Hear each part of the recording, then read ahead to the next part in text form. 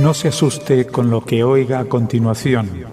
Es el eco del pasado cuando empezaron las emisiones de Radio Sefarad a finales de enero del 2004 y cuyos informativos semanales hemos reunido para revivir lo que entonces pasaba desde la perspectiva de nuestro tiempo.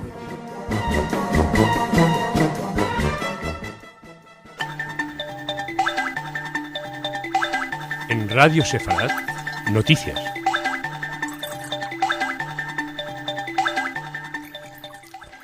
Bienvenidos todos a nuestro espacio informativo en el que vamos a seguir hablando de las relaciones entre Israel y los palestinos. Vamos a hablar de un peligroso misil Katyusha que cayó desde Gaza en territorio israelí. También hablaremos del intercambio de cadáveres, intercambio de presos entre Hezbollah e Israel, así como viajaremos a Chile para hablar de la decisión de investigar en una operación denominada Operación Última Oportunidad, investigar a los nazis aún prófugos de la justicia que se encuentran en Chile, y hablaremos de un descubrimiento científico y muy interesante en Israel.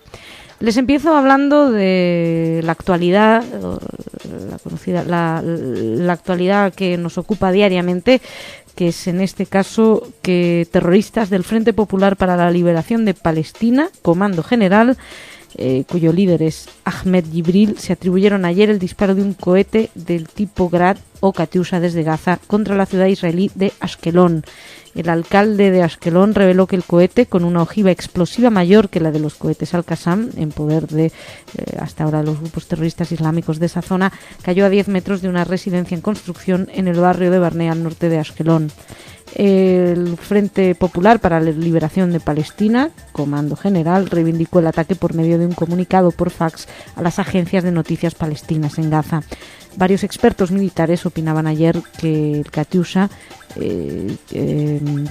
fue disparado desde una distancia de 16,5 kilómetros y aunque todavía no lograron determinar desde qué lugar.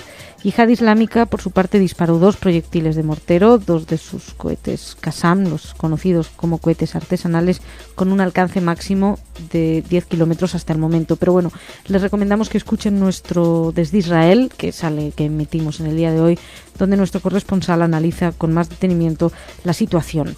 Otra cosa, comentarles que el líder de Hezbollah, Hassan Nasrallah, según reportó el diario israelí Haaretz ayer, declaró que el grupo, que Hezbollah, está en posesión de cadáveres de soldados israelíes y que busca intercambiarlos por miembros del movimiento de Hezbollah detenidos en Israel.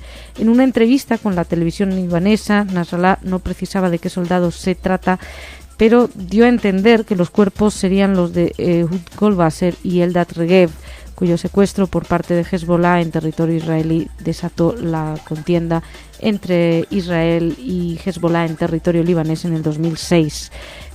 Nasrallah había declarado previamente que el grupo no sabía si Golbasser y Regev estaban vivos o dónde podían estar.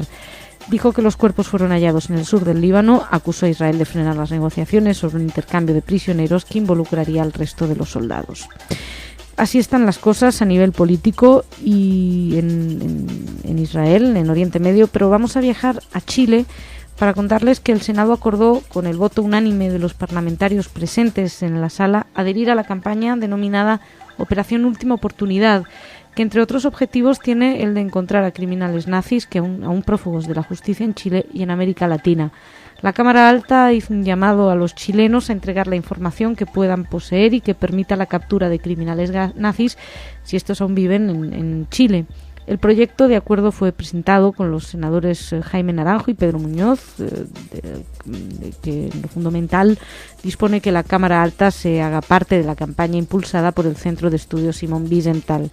Si bien el acuerdo contemplaba hacer llegar las disculpas al gobierno de Israel por haber negado la extradición de Walter Rauf, quien vivía en Chile, la Comisión de Derechos Humanos recomendó a la Sala eliminar la referencia, que eso fue una propuesta acogida por los senadores.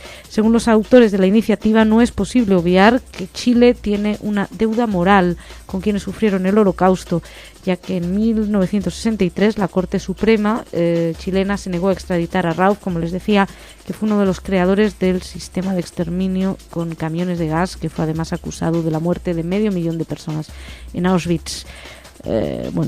parece que un poco tarde, pero por lo menos se ponen en marcha a saber si encuentran a estos nazis prófugos, si es que queda alguno, que sin duda alguno quedará en esta operación Última Oportunidad. Bueno, que ya el título lo dice todo. Ahora una noticia para terminar la semana, una noticia esperanzadora. Un estudio reciente indicó que las mujeres judías con ascendencia en Europa del Este, o sea, las ashkenazis, que padecen cáncer de ovario y poseen ciertas variaciones genéticas, viven más que aquellas que no presentan esa mutación en los genes. Las judías ashkenazí, que tenían cambios en los genes BRCA1 o BRCA2, fueron un 28% menos proclives a morir a causa de la enfermedad durante un periodo de seguimiento de 9 años, aun cuando esas mutaciones incrementan las posibilidades de desarrollar cáncer de pecho y ovario. Así lo explicaron los expertos. Según Sigal Zadetsky, que es del Centro Médico Shem Sheva en Israel, quien trabajó en este estudio, es posible que las pacientes con esas variaciones genéticas respondan mejor a la quimioterapia. Y una vez que se aprenda más sobre los mecanismos de respuesta, pues se podrá mejorar la supervivencia generando tratamientos individuales y evidentemente estos serán expandibles a todo el mundo, no solamente a un sector tan concreto. Pero realmente es curioso. En el estudio los investigadores israelíes también compararon la supervivencia a 5 años entre 213 pacientes ashkenazíes con cáncer de ovario que tenían modificación genética, 392 pacientes que no presentaban las variaciones. Después de 5 años, el 46% de las mujeres con esas mutaciones aún vivían, comparada con el 34,4% del resto de las pacientes. Así lo informaba el equipo en el Journal of Clinical Oncology, que es donde publicaron este estudio y que desde luego, sobre todo, pues abre una puerta esperanzadora para todo lo que es investigación en ciencia. Y dejamos aquí con esta noticia la primera parte del informativo. Vamos a pasar a hablar de cultura, no con Ana, escuchen, con Jorge. ¡Vámonos!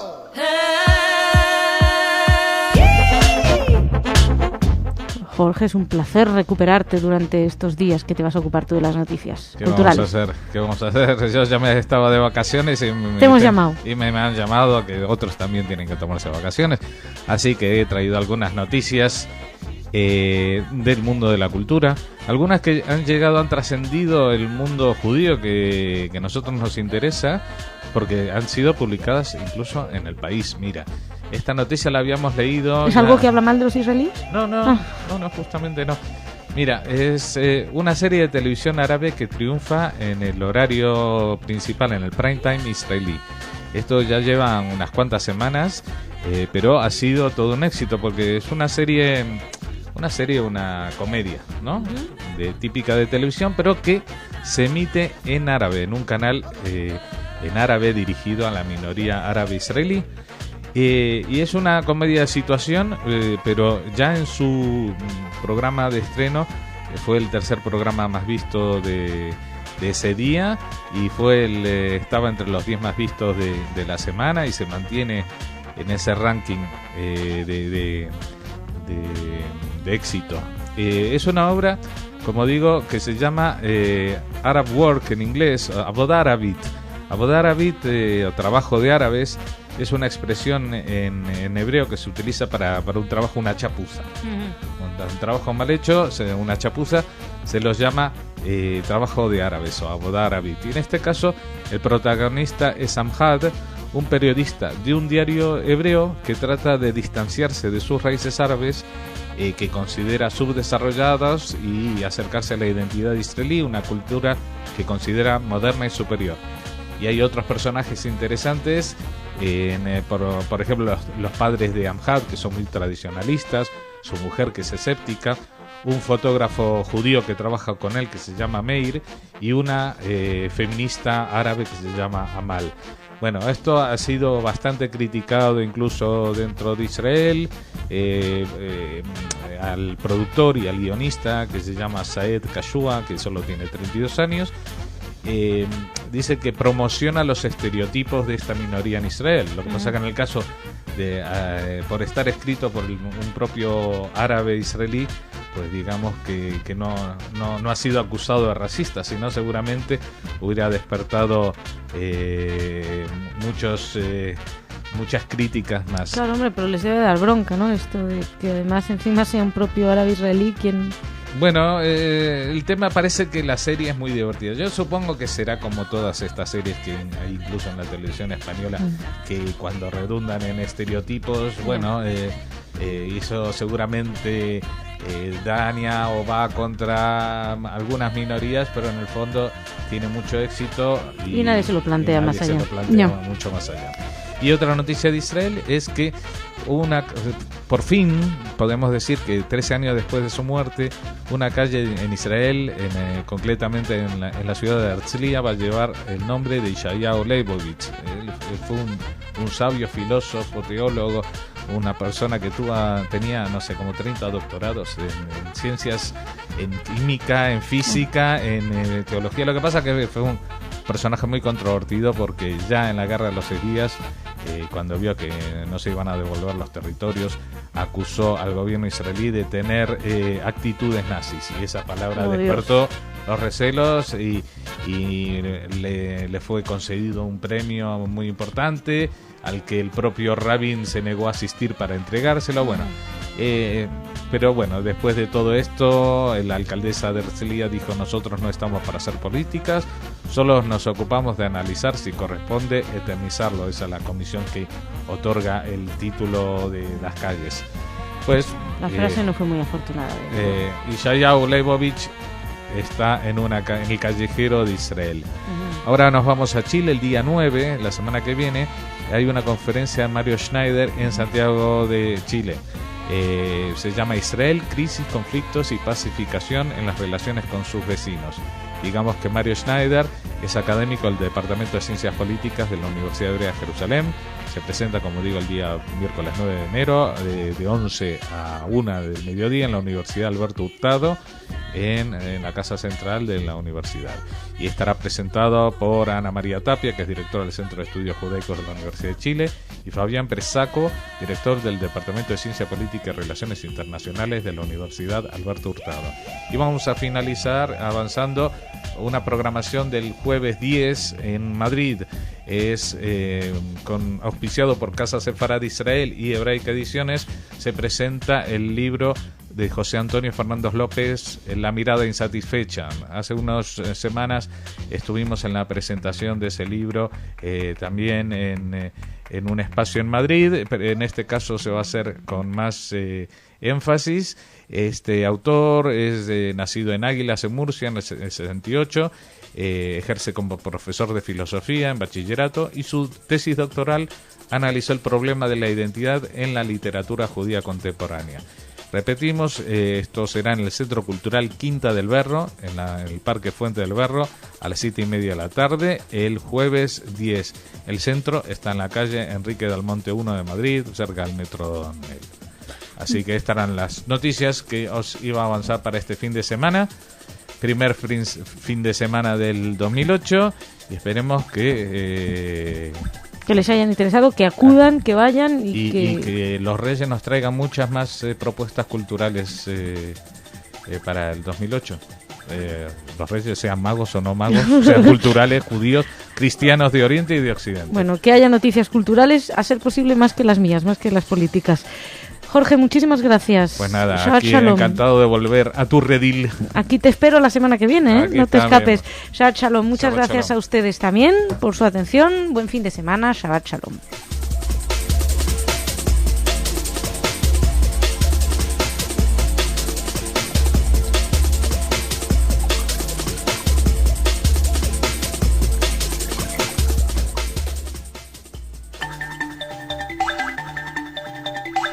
En Radio Sefarad, noticias. Bienvenidos a nuestro espacio informativo. Se aproxima la visita de Bush a Oriente Medio. Ante esto ha habido amenazas de Al-Qaeda por parte de Adam Gadhan, que es un portavoz del grupo terrorista, que es conocido como Adam el Americano, que llamó a los seguidores de la red terrorista a recibir con bombas y coches bomba al presidente de los Estados Unidos. Vamos a hablar de esa visita, sobre todo de cómo se preparan ante esa visita, las reuniones entre Israel y la autoridad palestina, Palestina, hablamos de la lucha contra el terrorismo, hablamos también del informe Vinograd, que dentro de poco ya se acerca en la segunda parte, hablaremos del Museo Judío de Berlín, de las estadísticas del aumento de visitantes y además seguimos con Maradona. Y en la sección cultural vamos a descubrir cómo se puede meter la Biblia en un alfiler. Empezamos en Oriente Medio. La ministra israelí de Asuntos Exteriores, Tzipi Livni, y el jefe de los negociadores en las conversaciones de paz de la Autoridad Nacional Palestina, Ahmed Kurea, se volvieron a reunir ayer para concretar el formato de las negociaciones que emprendieron en diciembre pasado. Fuentes de la Autoridad Palestina también informaron ayer de una posible entrevista hoy entre su presidente Mahmoud Abbas y el primer ministro israelí Ehud Olmert, un día antes de la llegada a esta zona del presidente de Estados Unidos George Bush, que apadrina y supervisa las negociaciones de paz. El nuevo formato para proseguir las conversaciones incluye 3 niveles, y en el primero de ellos estarán Olmert y Abbas, quienes obrarán como árbitros entre sus respectivos negociadores. Kurea es empresario, es ex primer ministro palestino y Livni es abogado de profesión y son quienes van a conducir las negociaciones para resolver los 3 problemas de fondo: la creación de un Estado palestino en Gaza y Cisjordania y la fijación de sus fronteras, el problema de la soberanía política en Jerusalén y el destino de los 4 millones de refugiados palestinos que salieron en 1948. De forma paralela, funcionarios de ambas partes van a debatir en subcomisiones otros asuntos como la distribución del agua potable y de riego, asuntos también de economía, de comercio, telecomunicaciones, todo esto una vez que se establezca el Estado palestino. Por cierto, que en vísperas de la visita de Bush, que llega el miércoles a Jerusalén, el gobierno israelí ha ordenado reducir las operaciones del ejército en Cisjordania y contra los terroristas palestinos en Gaza. Así lo indicaron fuentes del Ministerio de Defensa. Sin embargo, hay que decir que los enfrentamientos seguían. Ayer se detuvo a más de 20 residentes de Cisjordania, activistas, de todos ellos de grupos terroristas. 5 soldados israelíes resultaron heridos en enfrentamientos, 5 palestinos resultaron muertos, entre ellos una mujer y un adolescente de 14 años. También varios terroristas fueron abatidos por las fuerzas de seguridad ayer. Además, hay que decir siempre de cara al viaje de Bush que Israel ha prometido desmantelar asentamientos ilegales. Así lo dijo, explicó el portavoz del primer ministro Olmert, Mark Regev, que Israel le dirá al presidente norteamericano durante su visita que se compromete a actuar expeditivamente para desmantelar asentamientos no autorizados en Cisjordania. Ha prometido reiteradamente tomar esas decisiones. Parece que la visita de Bush hará que efectivamente se tomen. Más cosas respecto al terrorismo y la lucha contra el terrorismo. Comentarles que los habitantes de Sderot han decidido denunciar a Egipto por permitir el tráfico de armas, de que así lleguen armamento a Gaza y que así les manden cohetes Qassam. Y estas son 10 familias de Sderot quienes han tomado esta decisión. Algunos de ellos perdieron a seres queridos, otros resultaron heridos. Más cosas. El gobierno israelí además autorizó el paso de medicina y de otros productos en Gaza tras un pedido de la Organización de Salud Mundial. La Organización Mundial para la Salud es un cargamento compuesto por 70 kilos de equipo médico que incluye medicinas, antibióticos, anestesia. Evidentemente, intercambio de críticas y de condenas y, entre otras cosas, explicaba un funcionario israelí que están intentando constantemente trabajando para que las medicinas puedan llegar a Gaza, que son los terroristas quienes frustran los intentos de hacer llegar las medicinas, ya que bombardean los cruces de manera cínica, previenen que la población palestina reciba esos importantes equipos. Son palabras de este funcionario cuyo nombre no fue revelado. Bueno, de cara a las conversaciones siguen sucediendo, lo que les hablaba, los asentamientos ilegales. Allegados de Olmert, citados por el diario Haaretz, informaron de que el jefe del gobierno confirmará al presidente Bush que está decidido a evacuar los asentamientos ilegales. El primer ministro israelí, además, mostrará al presidente estadounidense las nuevas normas que ha impuesto para impedir la construcción de nuevos asentamientos o ampliar los existentes. No obstante, las fuentes gubernamentales aclararon que el desalojo de esos enclaves ilegales no se llevará a efecto antes de conocerse la última parte de un informe sobre los fallos del gobierno de Olmert durante la guerra contra Hezbollah el año pasado en Líbano, esperado para el día 30 de este mes. Bueno, Como de los asentamientos ya les hemos hablado, vamos a pasar a hablarles precisamente del informe final sobre la guerra contra Hezbollah en Líbano en 2006, que se va a divulgar a finales de mes. La comisión que investiga la gestión del gobierno durante la guerra contra Hezbollah en 2006 divulgará sus conclusiones a fines de mes, después de que un informe previo hiciera tambalearse en el cargo al primer ministro israelí, Ehud Olmert. La comisión, presidida por el juez retirado Eliyahu Vinograd, anunció el fin de semana que las conclusiones se darán a conocer el día 30, aunque antes se entregarán al jefe del gobierno. En un informe previo que la comisión emitió en abril, se criticaba duramente la gestión de la guerra por Olmert, cuya dimisión exigió entonces el partido conservador Likud, que lidera la oposición. Y según la prensa local, las críticas eran solo un adelanto de la censura sin paliativos de la conducción gubernamental del conflicto que se contiene en las conclusiones de la comisión. Lo sabremos en breve, unas cuantas semanas más, y tendremos por fin ese informe Vinograd sobre la mesa que sin duda alguna dará mucho de qué hablar. No tienen carácter vinculante las conclusiones, pero pueden ser utilizadas de nuevo por la oposición para redoblar la petición de que Olmert cese en el cargo. Varios portavoces del primer ministro descartaron que el jefe de gobierno dimita, por muy graves que sean las acusaciones en su contra, que se incluyan en las conclusiones de la comisión investigadora. Sin embargo, la presión puede convertirse realmente en insoportable para un primer ministro que, como ya hemos comentado en muchas ocasiones, no tiene todo el apoyo que él quisiera. Y dejamos Oriente Medio. Vamos a hablarles ahora del Museo Judío de Berlín. Según informaron desde la propia entidad, el Museo Judío de Berlín volvió a superar en 2007 su récord anual de visitas, con 733.000 personas, lo que supone 18.000 más que el año anterior. El museo, que abrió sus puertas en 2001 con el objetivo de recoger los 2.000 años de historia germano-judía, recibió el pasado año una media de 2.015 visitantes al día. La principal novedad del museo el año pasado fue la inauguración en septiembre del patio interior acristalado de 700 metros cuadrados del arquitecto Daniel Libeskind, que también diseñó el edificio, que está concebido como una estrella de David truncada. Es curioso porque este museo está fuera del circuito céntrico de museos y sin embargo ha recibido casi 4,5 millones de personas desde el 2001. Los meses de 2007 en los que se contabilizó el mayor número de visitas fueron julio y agosto, como es bastante lógico, 76.000, 75.000 respectivamente. Después vienen octubre, diciembre. Bueno, también el clima tiene muchísimo que ver. Desde el mes de octubre el Museo Judío de Berlín puso a disposición de sus visitantes audioguías en 8 idiomas, de los que más demandados son el inglés, el italiano y el español. Es un museo que persigue mostrar una visión amplia de los 2.000 años de convivencia germano-judío, incluido el capítulo evidente de la Shoah, a través de varias piezas de valor religioso, artístico u objetos cotidianos. Así lo destacaban los responsables del museo. Y seguimos, vamos a hablarles...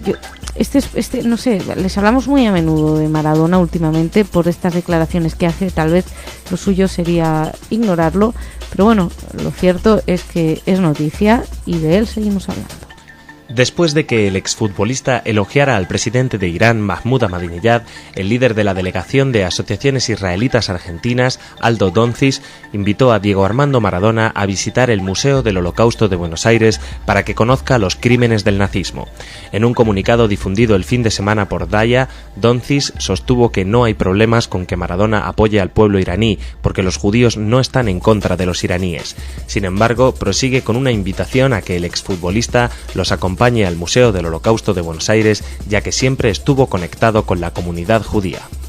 Las críticas al ex capitán de la selección argentina se deben a que apoyó, como recordarán, al presidente iraní Mahmoud Ahmadinejad, diciendo que ya había conocido a Castro, que había conocido a Chávez y que le faltaba este gran hombre.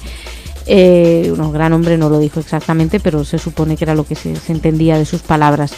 Y destacaba Aldo Doncic que Ahmadinejad no es una persona igual que otras porque tiene expresiones que están en contra de los judíos. Doncic además remarcó que Ahmadinejad ha negado reiteradamente el holocausto y la justicia argentina además ha demostrado sospechas muy ciertas de la complicidad de Teherán con el atentado que causó 85 muertos en 1994 cuando atentaron contra la mutual judía, la AMIA, en Buenos Aires.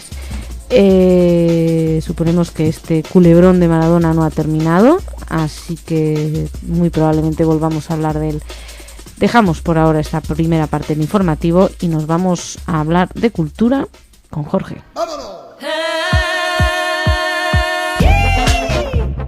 Jorge, ¿sigues por aquí? Aquí estamos. Cuéntame, ¿qué me traes? Pues nada, algo muy pequeño. Muy pequeño, como el tamaño de la cabeza de un alfiler.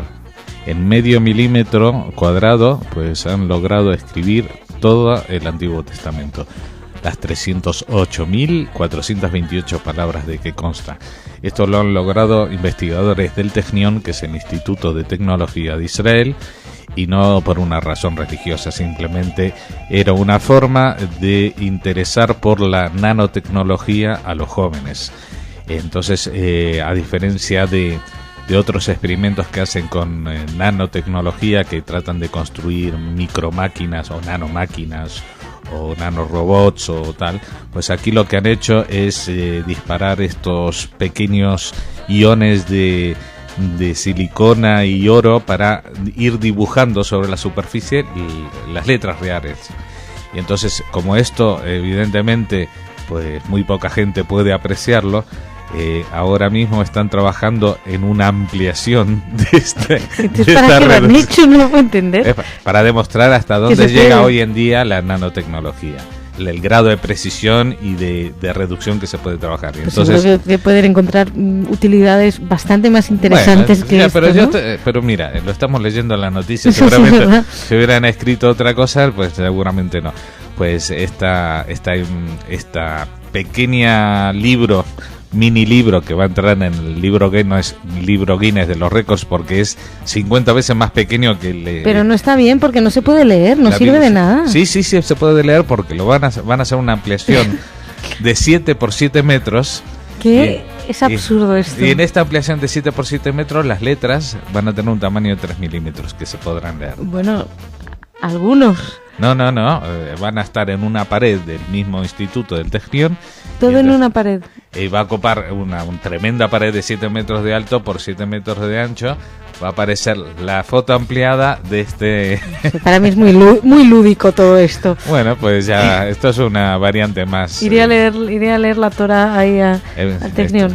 Esto es una noticia que viene aquí no por la parte religiosa, sino por la parte de desarrollo tecnológico. Hasta dónde ha llegado la nanotecnología hoy día.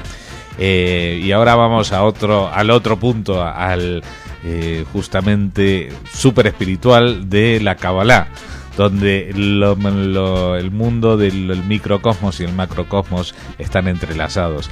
Vamos a anunciar que el 14 de enero a las 8 de la tarde una nueva conferencia de Kabbalah del rabino Haim Zuckerberg. En realidad pertenece a un ciclo de videoconferencias interactivas desde Jerusalén. Esto va a tener lugar, los que quieran verlo y participar, en la calle Arroyar de Luria 42, Entresuelo de Barcelona. Y el temario esta vez va a ser la estructura del discernimiento espiritual. Dice así: la primera acción del deseo es atraer plenitud. La plenitud se proyecta y entonces el discernimiento espiritual se activa, rechazando la energía que no puede discernir y recibiendo gradualmente la energía que puede transformar en altruismo. Yo estoy muy densa hoy, porque entre lo de la nanotecnología era mucho más simple, por eso te lo decía. Bueno, a ver, déjame que lo mire. Sí, hay un dibujito, hay un plano también. Bueno, es que la Kabbalah y sus diagramas son muy difíciles de entender. Vamos a cosas más simples, si te parece. Por favor. Bueno, tú sabes que hace poco se estrenó una película que se llama Un Pogrom, como está escrito aquí, en Buenos Aires. Un Pogrom en Buenos Aires, una película de Hernán Schwartzbart, que relata la persecución y asesinato de judíos argentinos en la Buenos Aires de 1919, en lo que entonces se llamaba, era un conflicto obrero conocido como la Semana Trágica. Y que se aprovechó de paso para unos programas antisemitas cuyos autores o responsables nunca fueron castigados. Esto sucedía en el barrio del Once. Esta película que se proyecta en Buenos Aires desde hace un mes, pues a partir de esta semana, del 9 al 24 de enero, va a participar en el Festival de Cine Judío de Nueva York. Entre sus actores están Zelko Schwartzbart, Eduardo Vygotsky, Gabriel Feldman, Leonardo Senkman, Eliyahu Toker, Mario Ber, Eduardo Vitugov y Sami Lerner. Eduardo Vitugov. ¿Lo conoces? Sí, es que me ha salido, sí, lo conozco. Ah, bueno. Pues yo, la última recomendación que voy a hacer es para los que estén en Estados Unidos, porque hasta el 3 de febrero de este año, en el Museo Judío de Nueva York, se expone una muestra llamada Isaac Bashevis Singers y el Lower East Side. Son fotografías de Bruce Davidson. Bueno, todos saben que Bashevis Singer, que nació en 1904, murió en el 91, fue premio Nobel de Literatura, habiendo siempre escrito en su lengua materna, en el yiddish, incluso viviendo en Nueva York y colaborando con un periódico judío tan famoso como el Forward. Pues en el 72, este periodista, este fotógrafo y Bashevis colaboraron en una película un poco surrealista basada en un cuento de Singer llamada Isaac Singer's Nightmare and Mrs. Puck's Bird, algo así como La pesadilla de Isaac Singer y la barba de la señora Pucko. Y para ello, durante la producción, Davidson fotografió a Singer en su apartamento, en el barrio, en el Upper West Side.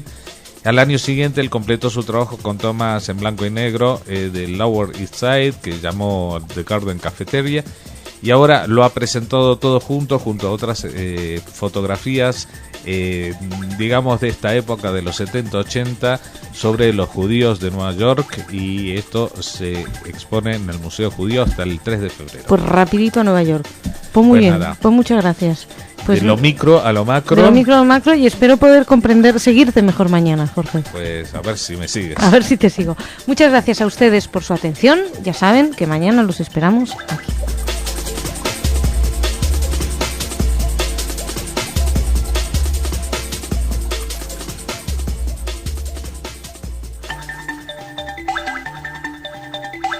En Radio Sefarad, noticias. Señoras y señores, bienvenidos a nuestro espacio informativo. Sigue el culebrón Maradona, les vamos a hablar de ello. ¿Qué dice Maradona ahora ante lo que dijo? Hablaremos también de una estimación publicada por el Instituto Planificador de Políticas para Gente Judía. La población judía habría aumentado en este último año. Hablaremos de los problemas entre Irán y Estados Unidos, en este caso en el mar. Y empezaremos hablando, como es nuestra costumbre, de Oriente Medio, la situación en el terreno, peligrosos misiles Katyusha que han caído sobre el norte de Israel y sobre todo heridos de la Finul en Líbano. Hablamos de todo ello y en la sección cultural descubriremos que Kafka no era tan melancólico como pensábamos, era un hombre alegre. De esa noticia y más noticias de Chequia nos va a hablar Jorge. Pero empezamos por lo urgente, empezamos por lo que está sucediendo en estos instantes y empezamos en Oriente Medio. Miles de israelíes se manifestaron ayer en torno a las murallas de la ciudad vieja de Jerusalén para manifestarse contra una posible división de la ciudad, en la víspera de la visita del presidente de Estados Unidos, George Bush. Los participantes en la manifestación, predominantemente del sector de la derecha nacionalista, portaron banderas de Israel, cintas y banderolas doradas que simbolizan el color de Jerusalén, cuya división política entre israelíes y palestinos supone uno de los puntos cruciales de las actuales negociaciones de paz. Activistas de la extrema derecha, entre ellos varios jóvenes, fueron detenidos por la mañana por agentes policiales en Jerusalén tras colocar carteles con imágenes del presidente israelí Simón Peres, del primer ministro Ehud Olmert y del propio Bush, tocados por una kefia o pañuelo palestino. Y hay más manifestaciones previstas, ahora con la visita de Bush, que evidentemente están todos los ánimos muy caldeados, pero no solamente los ánimos se caldean, también se reúnen los líderes.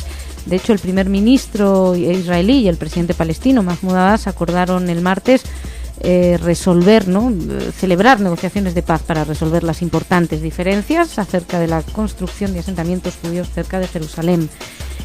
Cuando se anunciaron los resultados de la reunión, el portavoz del primer ministro israelí dijo que ambos líderes autorizaron a sus equipos dirigir negociaciones sobre todos los asuntos clave, desde el establecimiento de las fronteras de un Estado al destino de Jerusalén y también el tema de los refugiados palestinos. Esto recordamos que era una de las peticiones de Mahmoud Abbas, que no hubiera limitaciones en los temas a tratar. Parece que no va a haber limitaciones en los temas a tratar. Según algunas fuentes diplomáticas, que eso sí pidieron anonimato, anunciaban ayer a la prensa israelí que israelíes y palestinos estarían cerca de llegar a un acuerdo sobre los mecanismos que regirán las negociaciones de paz, y es algo que podría ser anunciado durante la visita del presidente Bush. De todos modos, muchas veces da la sensación de que ya han llegado a acuerdos, luego no son tan evidentes como se esperaba, así que cautela, siempre mucha cautela. Y también, hay que ser cautelosos porque no hay mucha tranquilidad, que digamos, en la frontera norte. Un portavoz de las Naciones Unidas declaró ayer que 2 soldados del contingente de la ONU en Líbano resultaron levemente heridos el martes al explotar una bomba al paso del vehículo en el que viajaban en el sur del país. El portavoz no dio la nacionalidad de los soldados heridos, pero fuentes de seguridad libanesas señalaron que eran irlandeses. El Ministerio de Defensa español negó que se tratara de soldados españoles, como había informado previamente una fuente de seguridad en Líbano. Se trata del tercer ataque contra contingentes de la FINUL. Hay 13.500 efectivos de FINUL en la zona. El primer ataque fue a un contingente español que se logró la vida de 6 soldados. En julio hubo otra explosión y poco a poco están atentando. Este atentado sucede pocas horas después de que Israel dijera que 2 cohetes disparados desde Líbano explotaron en la localidad fronteriza de Shlomi, en el norte del país, afortunadamente sin causar ninguna víctima. Israel, de hecho, está en alerta máxima de cara a la visita del presidente George Bush, que, como saben, ya empieza hoy. La explosión de la bomba, además, sucede un día después de que un hombre que afirmaba ser líder del grupo Fatah Islam Shaker al-Absi amenazara en una grabación con ataques contra el ejército libanés, que aplastó a sus combatientes en un campo de refugiados palestino en el norte del Líbano en el año pasado. Y si esta tensión es poca, Irán se suma a los aguafiestas y añade un poquito más de tensión. En vísperas de que el presidente George Bush iniciara su histórica visita a Medio Oriente, un incidente naval agregó tensión a la relación entre Washington y Teherán y a los preparativos de viaje de la Casa Blanca. El Pentágono denunció el lunes que durante el fin de semana naves ligeras iraníes hostigaron a buques de guerra estadounidenses en el estratégico estrecho de Hormuz, en la entrada del Golfo Pérsico. Según un responsable del Pentágono, que pidió mantener el anonimato, 5 lanchas rápidas iraníes se aproximaron el domingo a unos 200 metros de 3 buques de la Marina norteamericana que navegaban por aguas internacionales del estrecho de Hormuz, vía obligada para el petróleo del Golfo, y los habría amenazado por radio con hacerlos explotar. Dijo la transmisión radial iraní, diría, según el relato del funcionario estadounidense, voy a por ustedes y estallarán en unos minutos. La tripulación de los navíos iraníes también lanzó al agua varias cajas al paso de los barcos estadounidenses, según explicaba otro funcionario. El gobierno de Irán confirmó un incidente entre embarcaciones de la Guardia Revolucionaria iraní y barcos de la Marina estadounidense en el estrecho de Hormuz. Sin embargo, el Ministerio de Asuntos Exteriores minimizó la importancia de lo sucedido, lo calificó de normal, asegurando que ha sido superado inmediatamente. La Casa Blanca no parecía pensar lo mismo y advertía ayer en duros términos a Irán por acciones provocativas que podrían conducir a un incidente peligroso. Gordon Johndrow, que es portavoz de Seguridad Nacional de la Casa Blanca, decía exactamente: instamos a los iraníes a abstenerse de tales actos provocativos que podrían conducir a incidentes peligrosos en el futuro. En fin, de todos modos, ayer intentaban quitarle hierro por parte iraní, pero evidentemente algo está sucediendo. Dejamos Oriente Medio y, no exactamente, no dejamos Oriente Medio, pero dejamos estos temas políticos. Vamos a hablar de población judía mundial. Según una estimación publicada por el Instituto Planificador de Políticas para la Gente Judía, la población judía mundial habría alcanzado los 13,2 millones de personas en 2007. El diario Haaretz indicó que esta cifra representa un aumento de 200.000 individuos frente al año anterior. Unos 100.000 judíos dejaron de residir en la diáspora, mientras que la población judía en Israel aumentó en 300.000 personas. Pues según el instituto, Israel albergaría el 41% de la población judía mundial. También en la encuesta señalaban que a partir de la guerra contra Hezbollah y el programa nuclear iraní, la mayoría de los judíos norteamericanos temen por la seguridad de Israel. Y bueno, los miembros de las comunidades judías de Europa y América Latina fueron encuestados también y afirmaron estar menos inclinados a sentir afinidad con Israel y creer que se maneja exitosamente el islamismo radical en sus países. Así que todos, casi o la gran mayoría, están muy preocupados por las simpatías que despierta Israel en los países en los que viven. Más de 3/4 partes de los 7,24 millones de habitantes de Israel son judíos, de acuerdo a los datos relevados por el informe que cada año presenta el Departamento Central de Estadísticas. El 20% es árabe y un 4,4% son inmigrantes no registrados o bien que no tienen ninguna clasificación religiosa. Y como les decía antes, sigue el culebrón de Maradona. Tuvimos a Mel Gibson en su momento, ahora tenemos a Diego Armando. El exfutbolista Diego Maradona sostuvo que no opina de política ni de religión y por ello consideró que no es necesario que aclare nada sobre sus declaraciones acerca de Irán, principalmente su deseo de conocer al presidente de ese país, Mahmoud Ahmadinejad. Así lo expresó a través de su exesposa, Claudia Villafañe, tras una petición de la agrupación de familiares y amigos de las víctimas del atentado a la AMIA para hablar con el excapitán de la selección argentina de fútbol.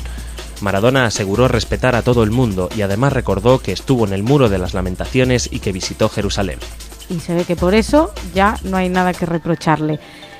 No se crean que quedó todo ahí. Si recuerdan, ayer les decíamos que lo quieren invitar al Museo del Holocausto para que vea que todo aquello de lo que se burla Ahmadinejad fue muy grave. Pero no solamente la comunidad judía argentina puso el grito en el cielo, también ha habido una réplica israelí y provocó la respuesta, que estas declaraciones de Maradona provocaron la respuesta del gobierno de Israel, que evitó profundizar el entredicho al señalar que el exfutbolista se merece la misma contestación que cualquier persona. El caso es que la administración israelí evaluó que la contestación del primer ministro a Maradona no debe seguir los cánones habituales, es decir, debe seguir los cánones habituales después de que el ex capitán de la selección, les recordamos, manifestara que su corazón estaba con el pueblo iraní. Dejamos a Maradona y vamos a hablar de cosas más cultas, nos vamos a hablar de cultura. ¡Vámonos!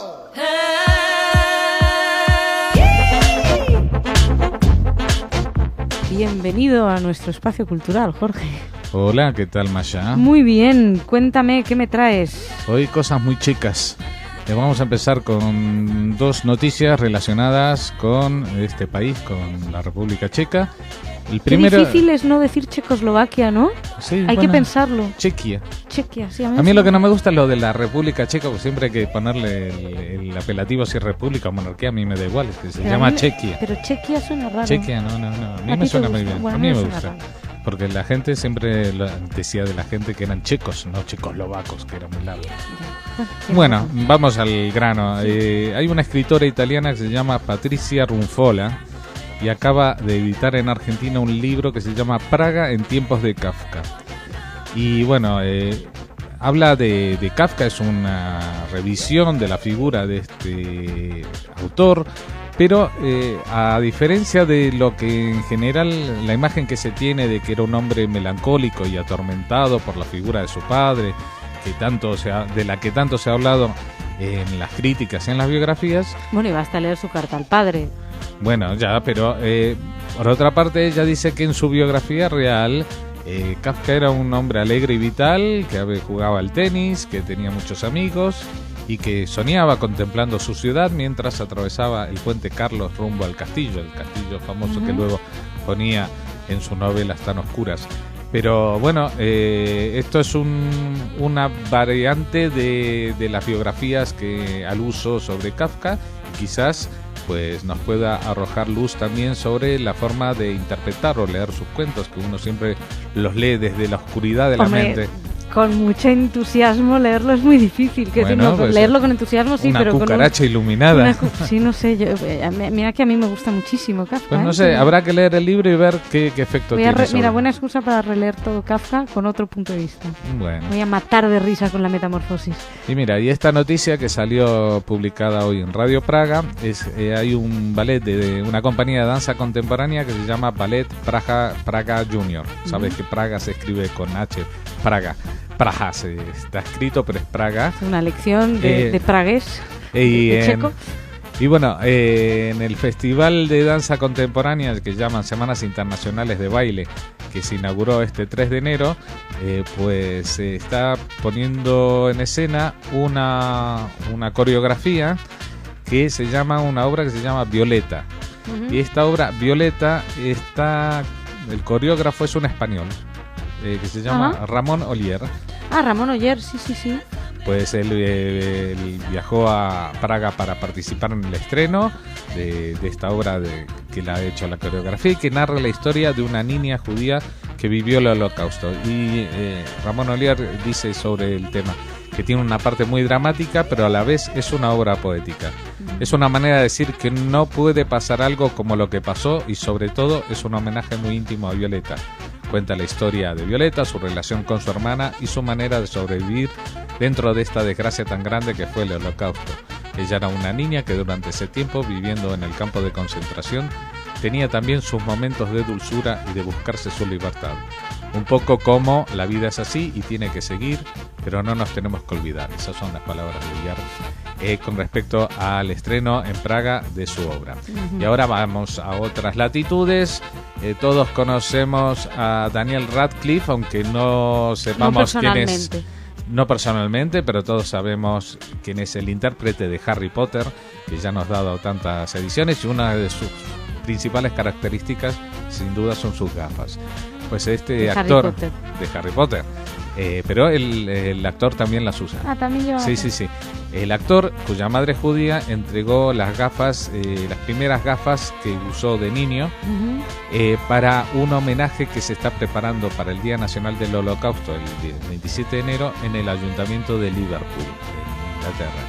Y que se va a hacer una montaña de gafas, un poco rememorando aquellos cuadros terribles de los campos de concentración. Pero digamos que es un símbolo más que nada, ¿no? Ya, bueno, es un poco dudoso, ¿no? Bueno, no sé, bueno, es difícil ya esto. sé que hay cosas que no te gustan nada, pero bueno, estos son homenajes que duelen, pero que tienen su impacto emocional, yo creo, importante. Supongo y vamos a acabar con una noticia de España, de Mallorca.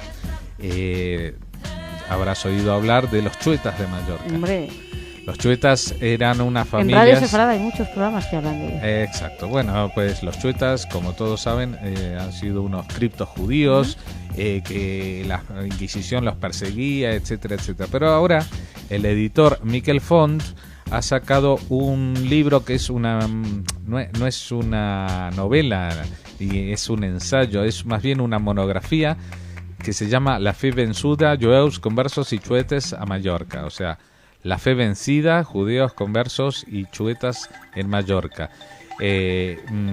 Bueno, primero que una de las cosas más impactantes de este libro es la bibliografía, que apunta que tiene más de 250 entradas, que ya de por sí eso justifica un libro. Él mismo dice que nunca ha habido un panorama tan extenso sobre el tema. Lo importante de este libro es que da una lista completa de las víctimas judías de la Inquisición en Mallorca. Y resulta que los judíos conversos y no conversos y perseguidos por la Inquisición siempre se habían circunscrito a 15 apellidos, a 15 familias. Siempre se hablaba de las 15 familias chuetas. Resulta que eran cerca de 300.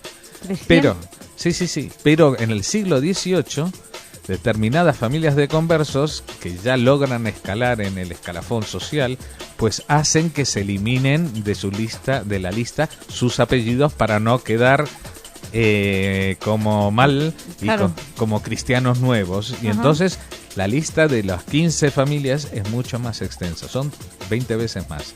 Son 300 las familias de chuetas que no lo saben. Los 15 que quedaron eran los pobres, los que no llegaron a ningún sitio, que dijeron no vamos a borrarnos, no. Exacto, los que no pudieron borrarse. Bueno, también una anécdota respecto a los chuetas es que después de la guerra civil del 39 en España, los gobiernos alemán, italiano y español pidieron a los consulados de Mallorca una relación de personas que ostentaban apellidos chuetas. Queremos adivinar cuál era la intención de ello. Sí. Y como dice el autor de esta monografía, Miquel Font, que se publica en la colección La Rodelia, que es la única colección dedicada a tema judaico, exclusivamente a tema judaico en España en idioma catalán. Dice, creo que todavía no se ha escrito la gran novela de los chuetas en Mallorca. Y con estos puntos suspensivos os dijo hasta la próxima edición de las Noticias Culturales. Pues te esperamos ansiosos para que sigas, para que nos digas qué va después de esos puntos suspensivos. Gracias, Jorge. Muchas gracias a ustedes también por su atención. Mañana más.